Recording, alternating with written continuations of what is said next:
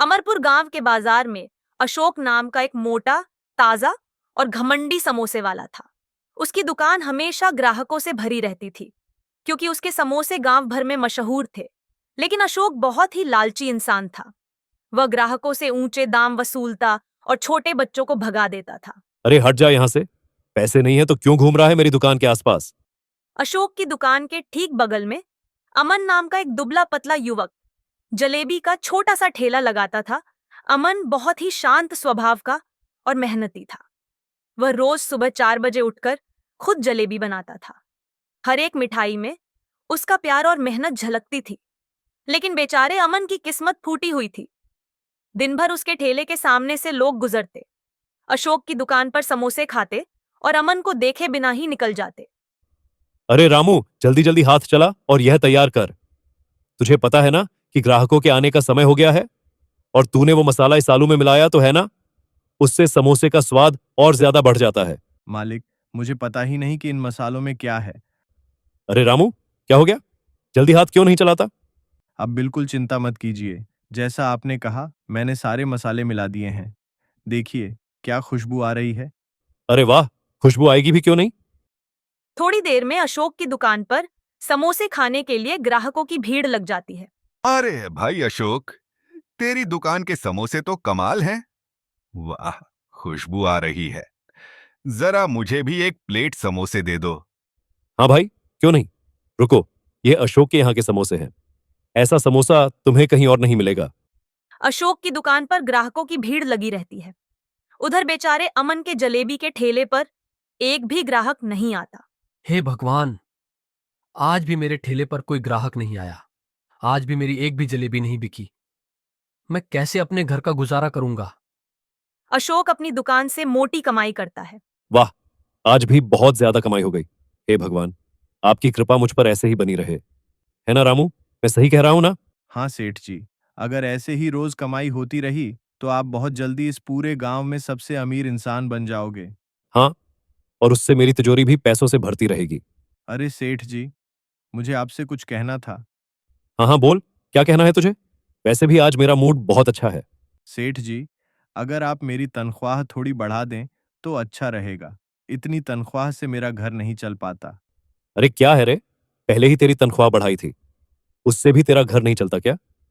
सेठ जी, कुछ महीने पहले की बात है। अब महंगाई बहुत बढ़ गई है। इतनी तनख्वाह में घर का गुजारा नहीं हो पाता। अबे, सारा मूड खराब कर दिया तूने। ज्यादा दिमाग मत खराब कर मेरा, नहीं तो तुझे पता है मैं क्या करूंगा। ठीक है, मैं जा रहा हूं।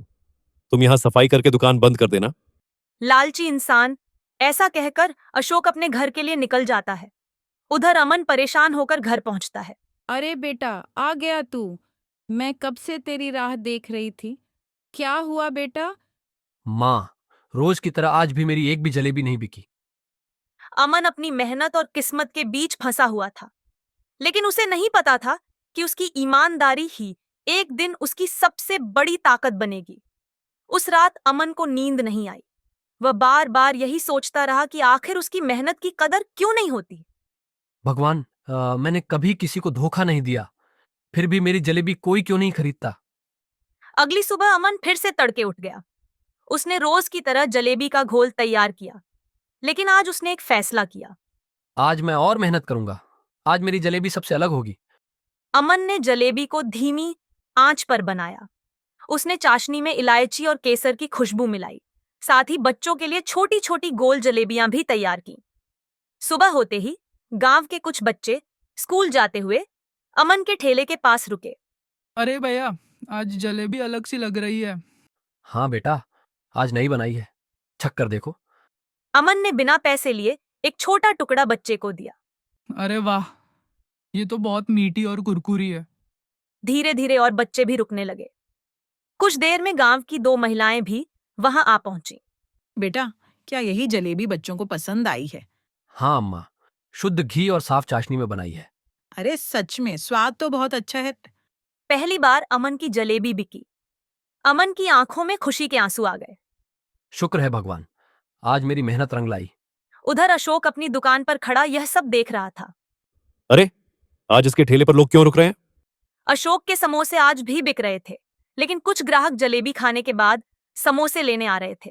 अशोक भाई, आज जलेबी भी बहुत बढ़िया मिली। हाँ हाँ, खा लो, मेरे समोसे सबसे अच्छे हैं। दिन बीतते गए। अमन की ईमानदारी और स्वाद की चर्चा पूरे गांव में फैलने लगी। अब लोग पहले जलेबी खाने आते, फिर समोसे लेते। एक दिन गांव के सरपंच भी बाजार आए। किसकी दुकान है ये? बहुत अच्छी खुशबू आ रही है। जी मैं ही बनाता हूँ। बेटा, तेरा काम बहुत ईमानदार है। ऐसे ही मेहनत करते रहो। उस दिन के बाद अमन की दुकान पर भीड़ लगने लगी। उधर अशोक की दुकान पर ग्राहक कम होने लगे। शायद लालच का नतीजा यही होता है। अमन, मुझसे गलती हो गई, मैंने हमेशा गलत रास्ता चुना। सेठ जी, मेहनत और सच्चाई कभी बेकार नहीं जाती। इस तरह अमन की ईमानदारी जीत गई और अशोक का घमंड टूट गया। समय बीतने लगा। अमन की जलेबी अब सिर्फ गांव में ही नहीं, बल्कि पास के कस्बे में भी मशहूर होने लगी। एक दिन सुबह सुबह अमन की दुकान पर एक अजनबी आदमी आया। क्या तुम ही अमन हो? जी हाँ, मैं ही हूँ। मैं शहर से आया हूँ।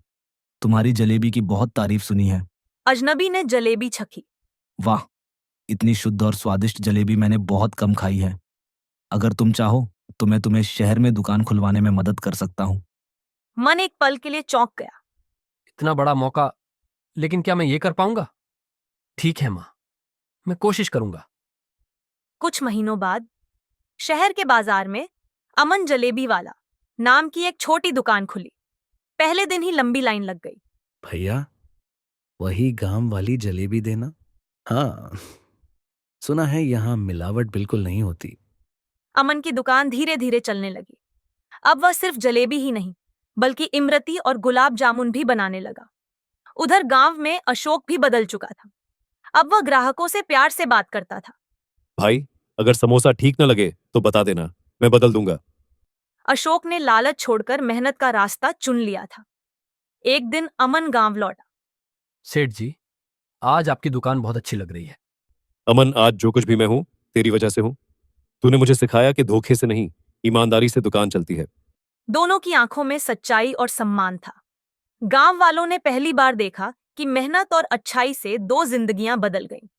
जो इंसान धैर्य, मेहनत और सच्चाई का साथ नहीं छोड़ता, वक्त एक दिन उसे वहां पहुंचा देता है जहां उसकी मेहनत की कदर होती है। Please like, share, and subscribe.